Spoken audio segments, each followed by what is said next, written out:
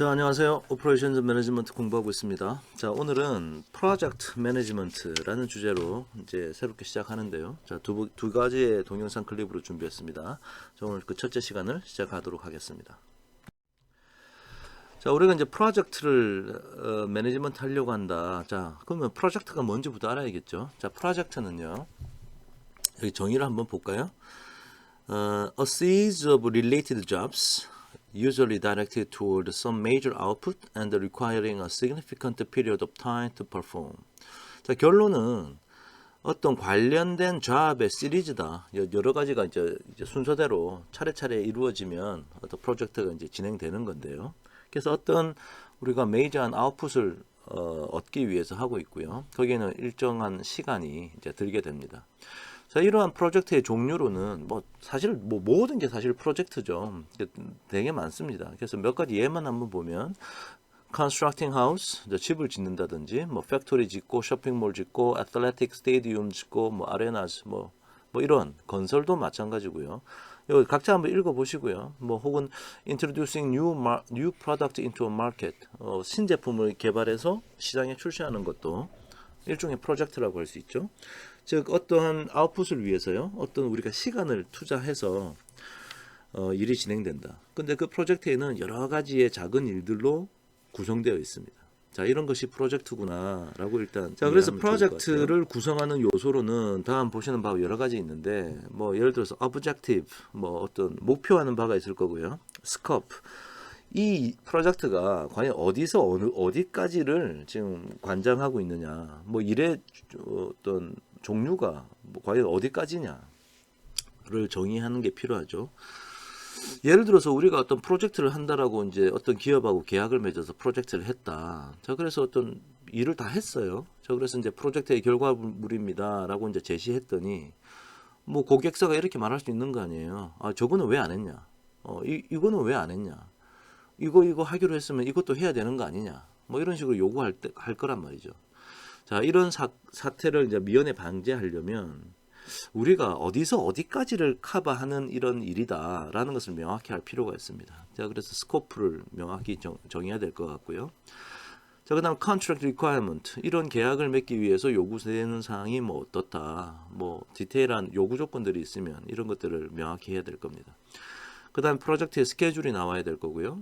프로젝트를 수행하는데 사람이나 어떤 돈이나 장비나 리소스가 필요할 거고요. 아까 얘기했던 이 일은 누가 맡고 이런 인적 자원에 대한 정보가 좀 필요할 거고, 프로젝트를 누군가 컨트롤을 좀 해줘야 돼요. 자, 그래서 예정된 스케줄보다 좀 늦든지 아니면 너무 앞서 나가든지, 자, 그러면 이제 이런 조율을 하는 그런 일들도 좀 필요할 거고요. 그 다음에 어떤 프로젝트를 하다 보면 늘 어떤 리스크와 어떤 프로블럼들이 생길 텐데, 자, 이런 것을 분석하고 관리하는 것도 일종의 프로젝트의 한 요소다. 그런 얘기입니다. 자, 그런 프로젝트를 이제 매니지먼트 하는데 좀 필요한 단계들이 있는데, 자, 크게 보면 플래닝, 스케줄링, 컨트롤, 기획하는 단계, 스케줄을 짜는 단계, 그 다음에 컨트롤을 하는 단계인데요. 사실 결과적으로 보면 이제 우리가 이번 학기에 주로 얘기할 것은 이 스케줄링입니다. 스케줄링인데 나중에 여러분 이제 프로젝트 관리라는 것을 공부하시다 보면 나중에 관련 자격증도 있어요. 프로젝트 매니지먼트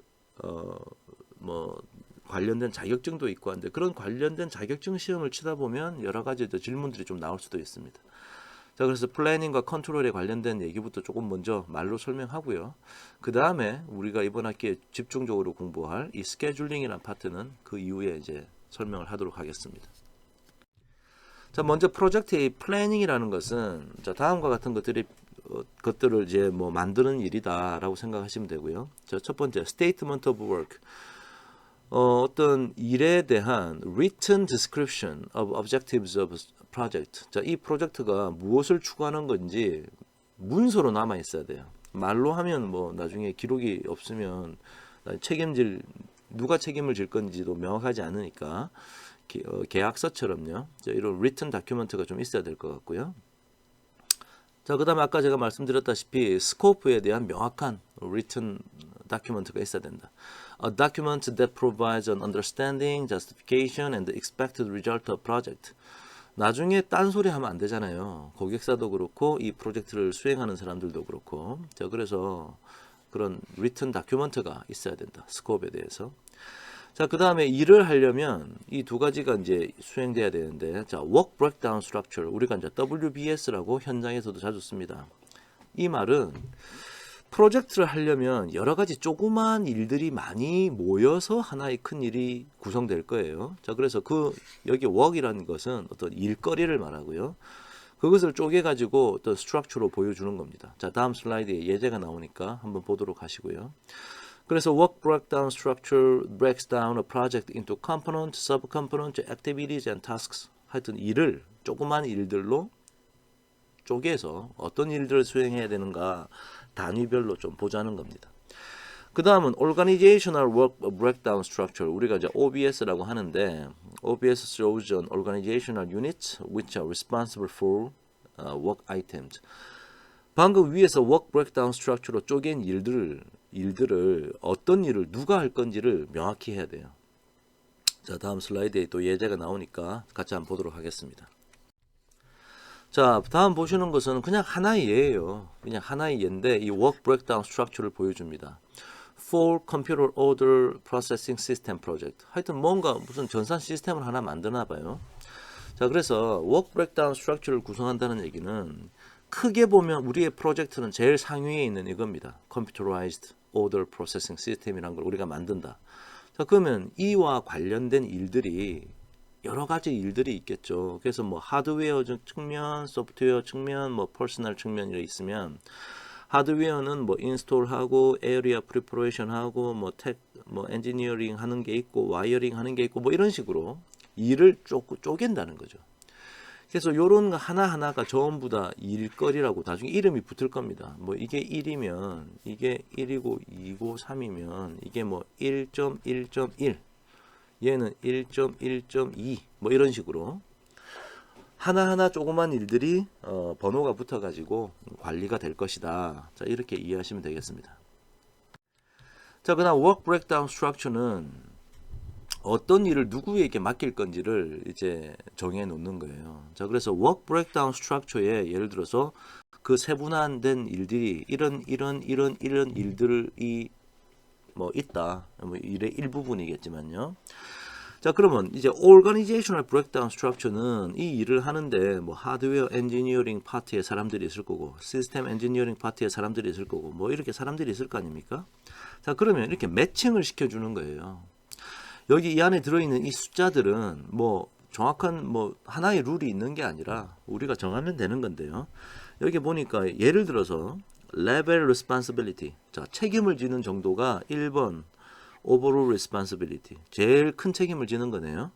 2번 performance responsibility. 3번 support 뭐 이렇게 나와 있는데 결국은 이거의 핵심은 하나의 일에 최종 책임을 지는 사람이 한 사람이 있어야 돼. 한 사람이. 그러니까 한 부서가 있어야 돼. 이렇게. 뭐 다른 번호는 여러 개, 뭐 서포트하는 부서는 여기서도 하고 여기서도 부서를 서포트할 수 있지만 결국 이 일에 대한 책임은 요 사람들이 진다. 뭐 그런 얘기가 되겠네요. 그죠? 자, 그래서 뭐 어떤 최종 책임자가 한 사람이 있어야 우리가 뭐 일이 잘못되면 그 사람한테 책임을 묻죠. 그죠? 보시면 전부 다 어느 한 칼럼에는 1이라는 숫자가 다 하나씩만 있네요. 이렇게. 서포트는 뭐 여러 사람이 있어도 되고 뭐 퍼포먼스에 관련된 사람들이 여러 사람 있어도 됩니다. 아, 그렇구나. 일을 누군가에게 맡기는 작업이구나. 이렇게 이해하시면 되겠죠. 자, 그 다음에 이제 스케줄링이라는 파트는 이제 우리가 이번 학기에 본격적으로 할 건데, 자, 프로젝트를 스케줄링 한다는 것은 다음과 같은 스텝을 밟는 겁니다. 첫 번째, define activities. 아까 work breakdown structure로 어떤 일을 누가 한다, 뭐 organizational breakdown structure하고 엮어서 어떤 일을 누가 한다는 게 정해졌죠. 자, 그래서 이제 activity가 사실은 정해진 겁니다. 자, 그 다음에 그 activity를 sequencing 한대요. 순서가 있을 거란 말이에요. 이 일을 먼저 하고 그 다음 이 일. 이 일이 끝나고 나면 그 다음 이 일. 자, 이렇게 그런 시퀀스를 정하고 그 다음에 하나하나 액티비티들에 대한 시간을 에스티메이트 하라. 시간을 그러니까 액티비티를 디파인하고 시퀀스 찾고 시간이 각각 얼마나 걸릴 건지를 산정을 해라. 그러니까 어느 특정한 일은 이건 한 달짜리다. 이 일은 1.5달, 한 달 반짜리다. 이 달은 3달짜리, 이 일은 3달짜리다. 정하란 말이죠. 그것을 기반으로 스케줄을 이제 디벨롭하면 됩니다. 자, 그래서 우리가 이번 학기에는요, 이 스케줄을 디벨롭하는 어떤 테크닉에 대해서 논의를 집중적으로 할 거예요. 나머지는 주어져 있다라고 가정을 할 텐데요. 나중에 우리가 본격적으로 이 공부를 하면 이 관련된 테크닉으로는 뭐 간트 차트, 자 이거는 뭐 그림 그려서 살짝 보는 거고요. 그 다음에 핵심적인 것은 여기 CPM과 PERT라고 하는 테크닉입니다. 자, 요거를 이제 집중적으로 볼 거고, 이러한 어떤 스케줄링을 짜는 소프트웨어들도 많이 있어요. 뭐 여기 저는 마이크로소프트 프로젝트라고만 적었는데 뭐 여러 가지 유료 소프트웨어들이 많이 있을 겁니다. 자, 그래서 그런 것들이 있다 정도 알면 되겠죠. 아직 우리가 어떻게 스케줄을 짜는지 저는 얘기하지 않았습니다. 우리가 좀 이따 본격적으로 이 CPM과 PERT라는 것이 무엇인지 보면서 공부를 할 것이다. 이렇게 이해하시면 되겠습니다. 자, 그래서 첫 번째 이제 헨리 간트라는 사람이 만든 간트 차트라는 건데요. 자, 이것은 일종의 그래프입니다. 혹은 뭐 바 차트도 그래프니까요. 어떤 메시지를 주고 있냐면 with a bar for each project activity that shows the passage of time. 자, 이 프로젝트가 어떻게 진행되고 있는지 시간하고 어떤 해야 될 일거리를 한꺼번에 그림으로 보여주는 건데 아무것도 아니에요. 여러분이 늘 아마 스스로 생활하면서 쓰고 있을 겁니다. 자, 다음 슬라이드에 그림이 나오니까 한번 보도록 하시고요. 자, 그래서 provides a visual display of project schedule. 프로젝트 스케줄을 비주얼하게 보여준다. 자, 근데 여기 중요한 단어가 하나 나오네요. 자, slack이라는 단어인데요. 자, 다 같이 한번 따라 읽어보세요. slack. 자, 이 말은 뒤에 케이스를 보면서 제가 설명하는 거 이해하시면 아무것도 아니고요. 근데 미리 정의를 한번 보면 amount of time an activity can be delayed without delaying the project. 즉, 전체적인 프로젝트가 연기되는 거 없이 연기 혹은 연장, 딜레이 되는 거 없이 small activity가 딜레이 될 수 있는 시간의 양. 자, 이게 슬랙의 정의입니다. 자, 요 정도만 일단 알고 있고요. 자, 다음 슬라이드에 그림 보면서 같이 한번 얘기해 보도록 하겠습니다. 자, 지금 보시는 이 그림이요. 간트 차트인데요. 자, 여기 보시면 액티비티가 첫 번째, 지금 이 프로젝트는 일단 집을 짓는 프로젝트예요. 자, 거기에 뭐 이제 예를 들기 위해서 간단한 액티비티 7개가 있는데요. 첫 번째, design house and then obtain financing. 이걸 A1이라 불렀고요. lay foundation, 이제 바닥 공사, 기초 공사를 하는 것을 A2. order and receive materials를 A3. 그다음에 build a house, select paint, select carpet, finish work. 이렇게 7가지 일이 있다고 한번 해 봅시다. 그 다음 가로축은 시간이고요. 자, 시간이 제일 처음 시작해서 한 달, 두 달, 세 달, 네 달, 다섯, 여섯, 일곱, 여덟, 아홉, 10달. 여기는 그냥 아래 위 그냥 구분하라고. 여기가 한 달, 두 달, 세 달, 네 달, 다섯 달, 여섯 달, 일곱 달, 여덟 달, 아홉 달, 10달. 자, 이렇게 표시해 놓은 겁니다. 자, 그래서 이 프로젝트가 만약에 이제 이미 스케줄이 짜여졌다. 자, 그러면 이제 이런 식으로 그래피컬하게 보여주겠다는 거예요. 즉, 첫 번째 작업은 제일 첫 번째 시작해서 3달이 걸리는 작업이네요. 요 일이 끝나면 A2와 A3 작업을 동시에 시작할 수 있나 봐요. 얘는 2달 걸리고 얘는 이제 1달 걸리네요. 그 다음에 이 일들이 끝나면 이제 A4가 여기하고 A5가 여기 시작해가지고 얘는 3달 걸리네요. 얘는 또 1달 걸리고요. 여기 끝나고 나면은 여기 1달 걸리고 여기 끝나고 나면 여기 1달 걸린다. 자, 요게 이제 계획이란 말이죠. 자, 근데 사실은 이 간트 차트는 현재 세워진 계획의 어떤 그래피컬한 표현일 뿐이지 사실은 일의 선후 관계에 대해서는 말을 해주지 않아요. 무슨 말이냐면 여기 있는 이 박스가 여기에 있어도 되는지 안 되는지는 아무런 말이 없잖아 지금. 그러니까 그런 가능 여부는 알려주지 않고 그 다음에 사실은 일의 시퀀스도 알려주지 않아요. 그러니까 이 박스의 위치가 이동해도 되느냐, 이게 좀 이쪽으로 와가지고 한 이 정도 있어도 되느냐, 이 말을 안 해주기 때문에 일의 시퀀스는 알려주지 않습니다. 자, 근데 미리 그냥 사실은 이 실질적인 이 일의 시퀀스를 제가 말로 설명을 해드리면 사실은 이 예를 이제 뒤에서도 사용할 할 거라서요. 자, 원래는 어떤 거냐면 먼저 이 작업을 해, A1을. 이게 끝나는 순간 A2와 A3를 동시에 시작할 수 있습니다. 그 다음에 이 두 일이 이렇게 다 끝나는 순간, 둘 다 끝나야 돼요. 끝나는 순간 이 두 일이 동시에 시작할 수 있어. A4와 A5가. 그 다음에 얘가 진행되고 있을 거고요. A5가 끝나야지만 시작할 수 있고 이게 끝나야지만 여기 시작할 수 있는 거예요. 두 번째는 요 일과 요 일이 동시에 끝나야지만 그 다음 일을 시작할 수 있다. 사실은 이런 일의 선후 관계가 있는데 그런 선후 관계를 고려해서 계획을 짜고 나서의 최종 결과를 보여주는 거죠. 이렇게. 자, 그렇구나. 자, 그럼 제가 방금 뭐라 그랬냐면 이 일이 끝나고 나서 이거하고 이게 동시에 시작할 수 있고 이 일이 동시에 둘 다 끝난다는 조건에서 요 일과 요 일이 시작할 수 있고요. 요거 끝나고 요거 할 수 있고 요거하고 둘 다 끝나야지만 요거 할 수 있다. 제가 이렇게 일의 선후 관계를 좀 추가적으로 간트 차트는 말해주지 않지만 제가 설명드렸습니다. 자, 그러면 전체적인 프로젝트가 끝날 때까지 시간이 얼마나 걸리죠? 그래요. 9개월이 걸리는 작업이에요. 전체 프로젝트가. 자, 그럼 여기서 요거 일의 선후 관계는 그대로 놔두고 다시 한번 해볼게요. 자, 그러면 만약에 이 1번 액티비티가 지금 3달이 걸린다고 했는데 이게 만약에 4달이 걸린다. 프로젝트를 하다가 일이 지연돼 가지고 4달이 걸렸다. 나머지는 다 계획대로 됐다. 그럼 만약에 이게 요렇게 되면 요까지 늘어났으면 이 프로젝트 9개월 만에 끝날 수 있을까요? 끝나지 않죠. 나머지 후속 작업들이 전부 다 한 달 뒤로 밀릴 겁니다. 그래서 이것은 이제 10개월 만에 일이 끝나는 프로젝트가 되겠네요. 이게 만약에 액티비티 1이 한 달 연기된다면. 그러니까 그 얘기는 A1이란 프로젝트는 슬랙이 있어요, 없어요? 얘는 슬랙이 없어요. 슬랙은 제로. 연기되면 안 되잖아. 전체 프로젝트가 딜레이 되는 거 없이 이 액티비티가 딜레이 될 수 있는 시간의 양은 0. 그죠? 자, 반면에 얘는 어때요? 얘 A3란 작업. 이 슬랙이 있을까요, 없을까요?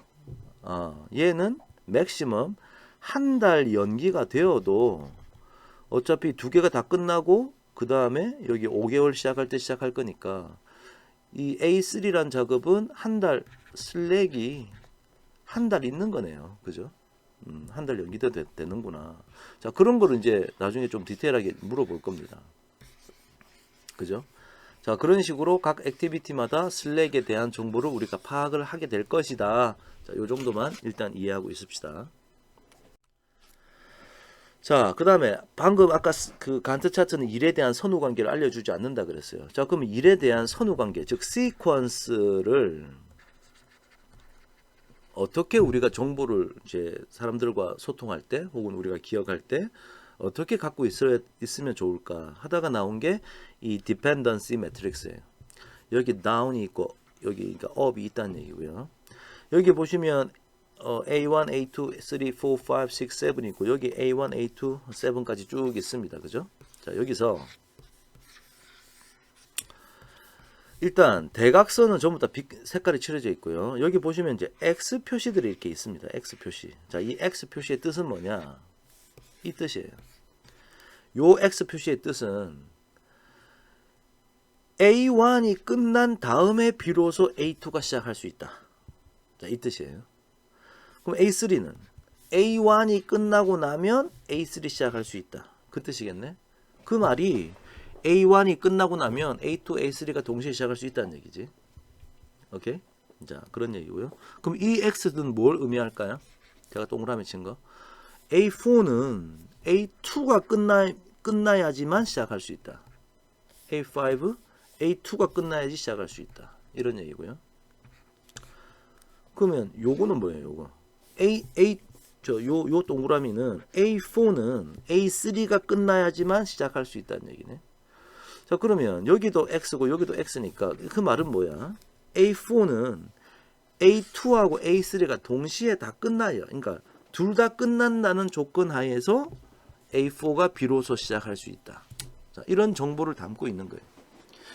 그래서 지금 여기 이제 X에 대한 정보를 보시면 제가 앞선 간트 차트에서 일의 선후 관계에 대해서 사실은 간트 차트는 말해주지 않지만 제가 미리 알고 있는 일의 선후 관계를 말씀드렸던 거하고 똑같은 얘기입니다.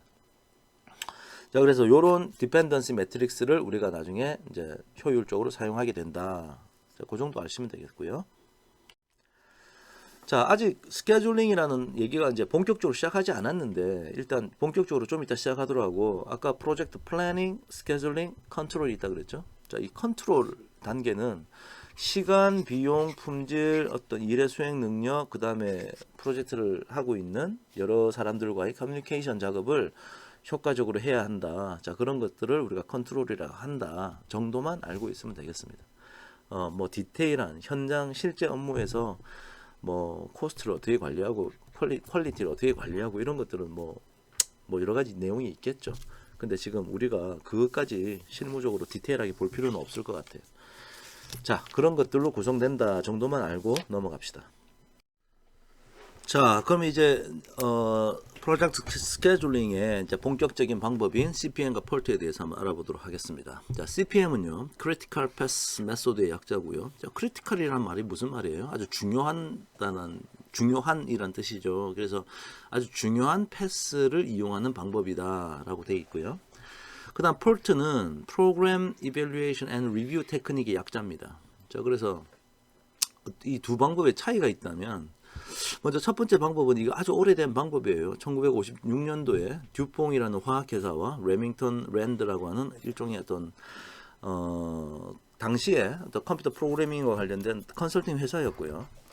그래서 이 두 조직이 같이 협업해서 만들어내었고요. 가장 핵심적인 차이는 여기 지금 삼각형 치는 이 두 가지인데요. 첫 번째, CPM 방법은 Deterministic Task Time을 이용한다라고 되어 있습니다. 자, 이 말이 무슨 말이냐면 여러 가지 세부적인 액티비티들로 프로젝트가 구성되는데 어느 특정한 액티비티 하나하나에 소요되는 시간을 우리가 estimate 하지 않습니까? 자, 그때 deterministic 하다. 그 말이 액티비티 1은 뭐 3달, 액티비티 2는 2달, 액티비티 3는 1달, 뭐 이런 식으로 딱 결정 나 있다라고 보는 접근 방식이에요. 반면에 이 폴트는 Multiple Probabilistic Task Time, 확률적으로 볼 때 뭐 예를 들어 액티비티 1은 3달 만에, 즉 3months 만에 끝날 가능성이 가장 높고 길면 뭐 4달, 짧으면 1달 만에도 끝난다 라고 하는 이 세 가지의 정보를 동시에 우리에게 주겠다는 거예요. 그래서 멀티플이라는 얘기가 한 세 가지 정도의 가능성이 있는 시간을 우리에게 주면 그것을 가지고 뭔가 프로젝트 스케줄링을 하는 그런 방법입니다. 요거는 이제 당시에 이 US 네이비가 여기 오른쪽 사진에 보시는 폴라리스 미사일 프로젝트라는 걸 수행했어요. 한마디로 핵 잠수함을 만드는 작업이었습니다. 핵 잠수함을 만드는데 관련된 어떤 하청업체들이 9,000개가 넘는 하청업체들이 다 모여서 같이 일을 했던 거예요. 그러니까 이제 프로젝트 스케줄링을 하는 일이 상당히 이제 큰 일이 됐던 거죠. 자, 그래서 좀 이따가 이제 디테일한 테크닉을 보시면 이게 사람 머리로 이게 계획을 짜는 거는 힘들구나. 컴퓨터를 이용해야겠구나라는 생각이 들 겁니다. 하여튼 그때 이런 프로젝트를 할 때 개발되었다라는 게 가장 큰 차이입니다. 그 밑에 나와 있는 예를 들어서 CPM은 Activity on Node Network이고 얘는 Activity on Arrow Network이라고 되어 있는데 이것은 사실은 최근에는 큰 차이가 뭐 아니에요. 이게 먼저 Activity on Node Network이라는 것은 프로젝트를 Activity 1, Activity 2, Activity 3 이렇게 만든 걸 노드라고 그러는데 액티비티를 노드로 표시하고 이거 다음에 이거 하고 이거 다음에 이거 하고 이거 두 개 끝나면 A4를 사용할 수 있다. 자, 이런 방식이 Activity on Node, 즉 노드에 액티비티가 표현된 거고요. 여기 Activity on Arrow는 어느 기점을 해놓고 요로 가는 게 액티비티예요. 이게 액티비티 1. 그 다음에 뭐 요거는 액티비티 2, 요거는 액티비티 3, 뭐 이런 식으로 표현한 것이 액티비티 온 에로 네트워크이다. 그래서 표기법만 차이가 나는 건데요. 사실은 요즘은 그냥 액티비티 온 에로, 액티비티 온 노드 네트워크로 다 통일돼서 사용한다라고 생각해도 무방하겠습니다. 자, 그러면 이제 본격적으로 예를 한번 들어볼게요. 자, 이게 프로젝트 네트워크입니다. 빌딩 하우스. 하우스를 빌딩하는 그런 프로젝트인데요. 아까 앞에서 봤던 그 간트 차트하고 같은 프로젝트입니다. 집을 짓는 프로젝트인데요. 자, 설명을 좀 드릴게요. 이것은 이제 액티비티 온 노드 네트워크로 그린 거고요. 즉 노드에 있는 것이 액티비티다라는 것이고, 여기에 있는 번호 1번 노드, 1번 노드, 2번 노드, 3번, 4번, 5번, 6번, 7번 노드가 있고요. 그 다음에 그 각 노드의 액티비티는 얘는 디자인 하우스 앤 obtain financing이고, 2번 노드는 lay foundation, 얘는 build house, 막 이렇게 구성되어 있구나 라고 생각하시면 되고, 그 다음에 그 밑에 나와 있는 숫자, 반원에 그려져 있는 이 숫자는 뭘 의미하느냐. 예를 들어서 이 3이란 얘기는 1번 액티비티를 하는데 3달이 걸린다. 즉 deterministic task time을 적어 놓은 거예요. 2번 액티비티는 2달이 걸린다. 자, 이렇게 시퀀스는 이 화살표로 나타났던 거죠. 즉 1번 액티비티가 끝나면 2번과 3번이 동시에 시작할 수 있고, 이 4번 액티비티 같은 경우는 2번 액티비티가 끝나고 3번 액티비티가 끝난다는 조건 하에 시작할 수 있다. 자, 그런 뜻입니다. 자, 그러면 이 화살표와 노드에 대한 설명은 제가 다 했어요. 그 안에 있는 숫자도 다 설명을 다 했습니다. 자, 그럼 이 그림을 가지고 우리 몇 가지 기초적인 질문 답변을 한번 해보도록 하겠습니다. 자, 여기 이제 그림이 있는데요. 자, 여기서 우리가 지금 크리티컬 패스란 용어가 나와 있어요. 자, 크리티컬 패스, 중요한 패스란 뜻인데, 자, 이 말은 무슨 말이냐? 먼저 이 액티비티들이 모두 다 끝나야 되는데, 출발점에서 시작해 가지고 끝날 때까지 가는 경로를 한번 생각해 보면요. 첫 번째, 1위 화살표 갔다가 1위 화살표 갔다가 1위 화살표 가는 경로가 있죠. 자, 그것을 A 경로라고 해봅시다. 즉 액티비티 1번, 2번, 4번, 7번을 패스하는 노드예요. 그때 걸리는 시간은 3, 2, 3, 1. 그러니까 3 더하기 2 더하기 3 더하기 1 하니까 9months 만에, 요렇게 가면은 9months 만에 도착한다를 적어 놓은 겁니다. 자, 그런 식으로 생각해 보면 여기서부터 저까지 가는 길은 몇 가지 있어요? 요렇게 가는 게 있고요. 하나, 둘, 셋, 넷. 네 가지의 길이 있네요. 그래서 하나, 둘, 셋, 넷. 이 네 가지 길을 적어 놓은 겁니다. 그래서 그 화살표 따라가는 그 타스크 타임을 다 더하니까 얘는 9만 쓰고 얘는 8, 7 이렇게 되어 있습니다. 자, 여기서 일단 크리티컬 패스라는 것은 이 중에 숫자가 가장 큰 거, 즉 9, 8, 8, 7 중에 제일 큰 숫자, 이게 바로 크리티컬 패스라는 얘기야. 중요한 패스라는 얘기예요. 자, 일단 왜 이게 무슨 뜻인지는 좀 이따 해석하고, 기계적으로 가장 중요한 패스는 1, 2, 4, 7을 지나는 바로 저 패스가 가장 중요한 패스다. 제가 초록색으로 그어놓은 패스인데요. 그 패스의 뜻은 이렇습니다. 그 뜻은 longest pass through a network. 제가 방금 가장 큰 숫자를 고르라고 그랬죠. 그러니까 longest pass가 맞습니다.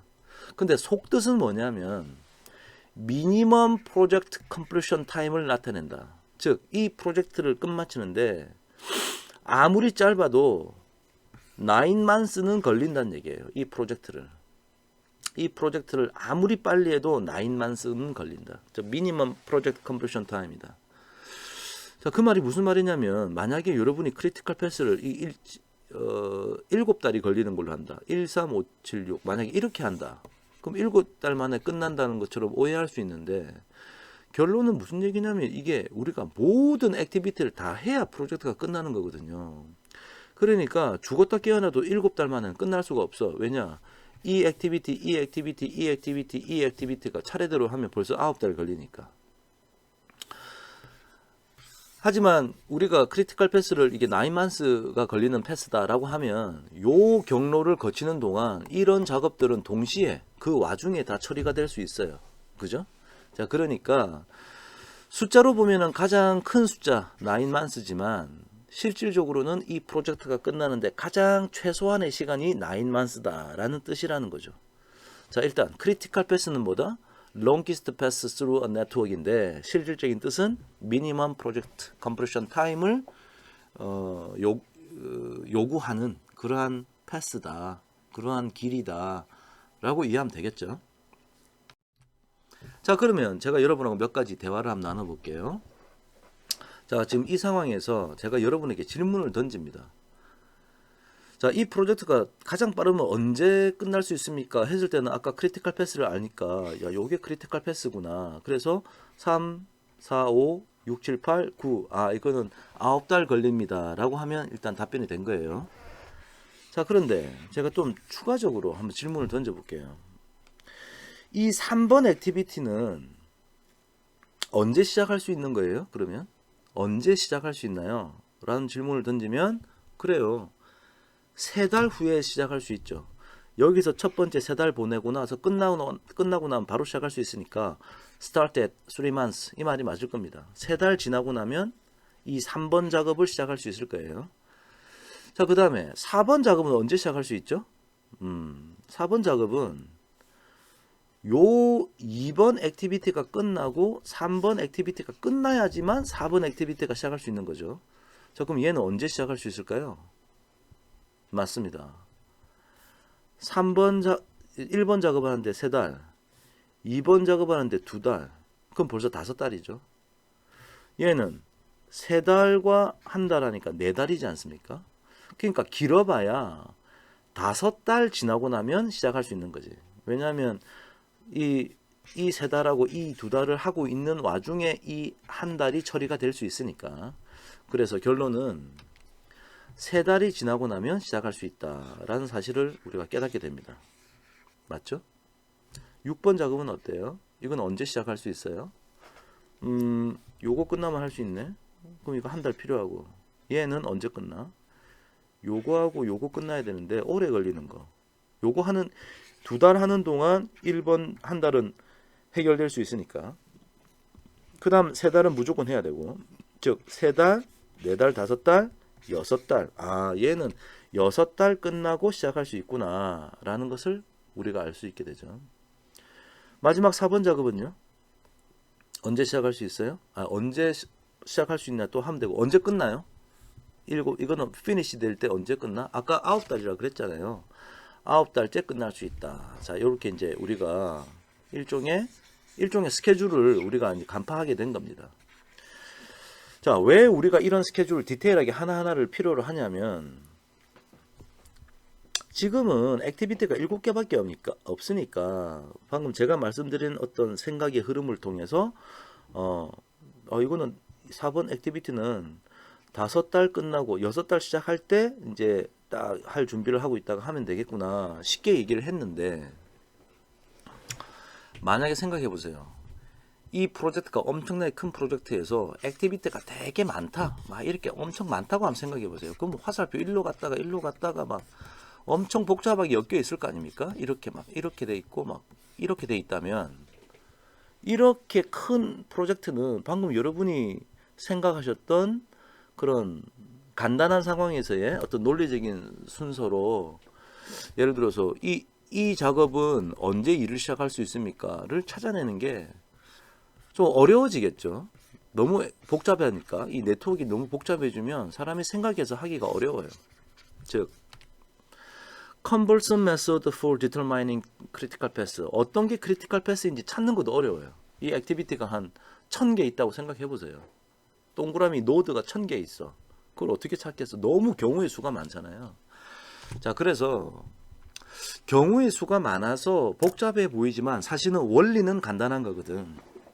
그죠? 자, 그래서 우리가 뭐가 필요하냐? mathematical approach가 필요한 겁니다. For scheduling the project activities and determining the critical path. 원리는 간단해. 자, 근데 너무 프로그램의 사이즈가 크면 복잡해진다. 그래서 우리가 매스매티컬 어프로치를 알면 그 간단한 원리를 수학적으로 표기해가지고 컴퓨터한테 시키면 되겠죠. 자, 그래서 그 매스매티컬 어프로치를 한번 생각해보는 시간을 이제부터 가지도록 하겠습니다.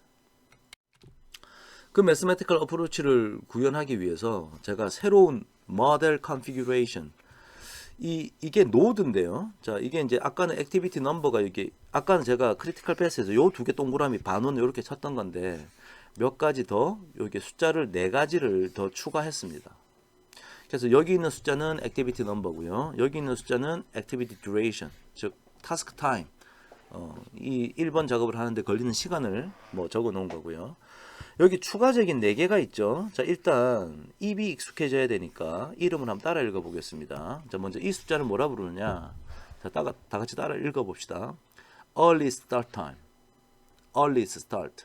얘는 earliest finish, earliest finish. 얘는 latest start, latest start. 얘는 latest finish, latest finish. 그러니까 위에 있는 거는 다 earliest의 개념이고 밑에 있는 거는 latest의 개념이구나. 자, 그렇게 알 수 있을 것 같고요. 그 다음에 앞에 있는 것은 전부 다 start, start고요. 뒤에 있는 것은 finish, finish다. 자, 요 정도만 알고 한번 넘어가 보겠습니다. 자, 그러면 방금 봤던 그 네 가지 early start time, early finish time, latest start time, latest finish time. 자, 그것을 한번 찾아보는 과정을 한번 거칠 텐데요. 저랑 같이 한번 한번 찾아보도록 하겠습니다. 자, 먼저 저기 제가 지금 1번 동그라미라고 적어 놓은 저 안에 있는 숫자는 뭐가 들어가면 좋을까요? 자, 이건 뜻은 earliest start time이죠. earliest start time. 즉 1번 액티비티가 가장 빨리 시작하면 언제 시작할 수 있느냐. 자, 프로젝트가 처음 시작이니까 여기는 이제 타임 포인트 0에서 시작할 수 있을 겁니다. 자, 그러면 그 옆에 있는 것은 뭐죠? earliest finish time이죠. 즉 1번 액티비티가 빨리 끝나면 언제 끝날 수 있을 것 같아요? 타스크 타임이 3이네. 그러니까 얘는 타임 포인트 3에 가장 빨리 마친다면 그때 마칠 수 있겠죠. 좋습니다. 자, 이번에는 저 2번 액티비티에 저기 내가 3이라고 동그라미 쳐놓은 거 저기는 뭐가 들어가면 좋을까요? early start죠. 즉 1번 작업이 끝나면 바로 2번 작업을 할 수 있으니까 early start time은 아마 타임 포인트 3가 되겠죠. earliest finish time. 자, 여기는요. 이 작업 시간이 이만큼 걸리니까 타임 포인트 3에서 타스크 타임이 2니까 빨리 마치면 타임 포인트 5에 마칠 수 있겠구나를 알 수 있습니다. 자, 액티비티 3의 early start time은 얼마일까요? 자, 똑같은 논리로 여기는 3이 되겠죠. 액티비티 3의 earliest finish time은요. 한 달 걸리네. 자, 그러면 타임 포인트 4에서 마칠 수 있을 겁니다. 아무리 빨리 맞춰도 타임 포인트 4에 마치게 돼요. 자, 요까지는 이제 잘 이해했죠. 자, 그럼 이번에는 액티비티 4의 early start time은 얼마일까요? 자, 여기서는 생각을 좀 해야 돼요. 액티비티 4의 early start time. 얘는요, 요게 끝나고 나서 이제 할 수 있으니까 가장 빨리 시작한다면 언제 시작할 수 있느냐? 즉 2번 액티비티하고 3번 액티비티가 둘 다 끝나야 돼. 그러면 언제 시작할 수 있겠어요? 얘는 빨리 맞춰봐야 타임 포인트 5, 얘는 빨리 맞춰봐야 타임 포인트 4. 그럼 쟤는 아무리 빨리 시작해도 타임 포인트 5에 시작할 수 있겠죠. 그죠? 그래, 둘 중에 늦은 것을 기준으로 해야 될 겁니다. 자, 그러면 액티비티 4의 earliest finish time은요. 자, 여기는 어떤 숫자가 들어가면 좋아요? 시간이 3달 걸리는구나. 타임 포인트 8에 맞출 수 있겠지. 자, 이런 식으로 생각하면 나머지 early start time, early finish time 다 찾을 수 있을 겁니다. 자, 다 찾았습니다. 일단 early start와 early finish time을 찾는 법을 제가 설명했습니다. 자, 그럼 여기에는 일종의 어떤 원리가 있어요. 간단한 수학적인 원리가 있는데, 자, 그 원리의 이름이요. 여기 보시는 forward pass 방식이에요. forward pass 방식. Start at the beginning of CPM, 나중에 PERT도 마찬가지입니다. 지금 우리는 CPM에 대해서 얘기하고 있는데요. CPM이나 PERT network to determine the earliest activity time, 즉 early start time과 earliest finish time을 찾아야 되는데, 먼저 earliest finish time은 보세요. earliest time an activity can finish. 가장 그 액티비티가 빨리 마칠 수 있는 가장 빠른 시간인데요. 결국 이건 따는 게 아니라 방금 우리가 어떤 작업을 했냐면 early start time 그 셀에 자 요렇게 우리가 셀을 만들었지 않았습니까?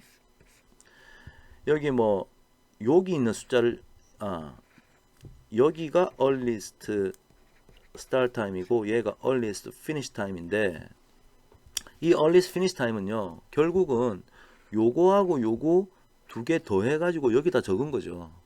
early start time에다가 task time 더해서 적은 것이 t가 이제 task time이고요. 여기 이제 t라고 적어 놓으면 되겠네. 그래서 요거 두 개 더한 거예요. 그죠? 그래서 여기가 이제 만들어진다 그 얘기고요. 자, 요 말은 earliest start time은 어떻게 정했어요? 자, 여기 있는 earliest 삼각형 early start time은 이 어떻게 정했어요? maximum of earliest finish time of immediate predecessor. 바로 즉각적으로 앞에 있는 거.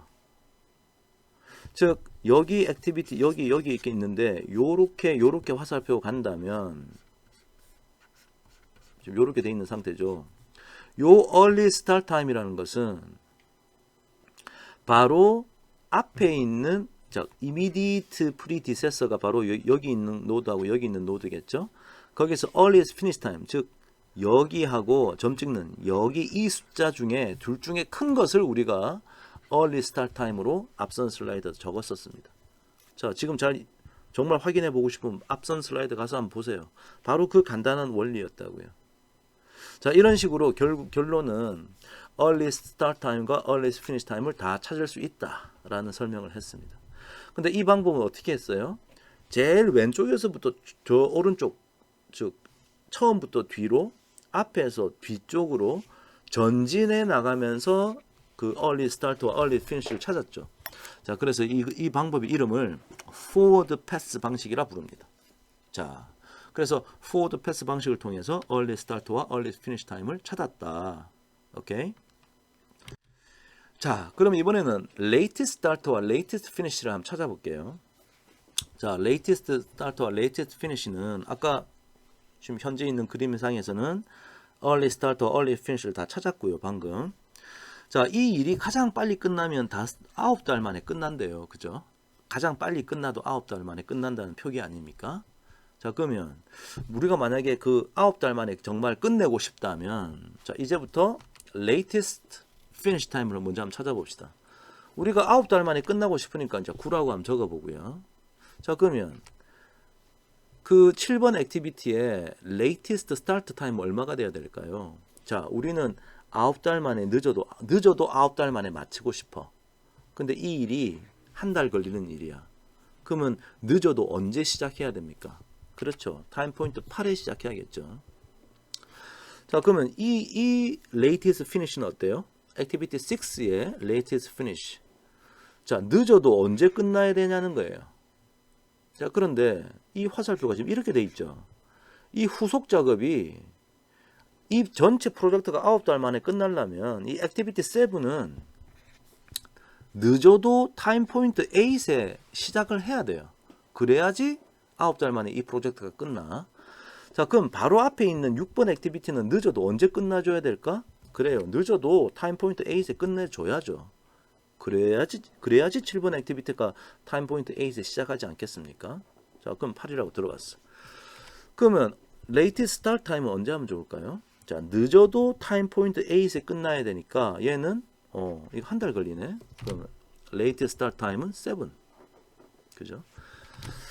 자, 저 5번은 어떻게 돼요? 자, 똑같은 논리를 따지면 요거는 8, 얘는 5 이렇게 되겠나요?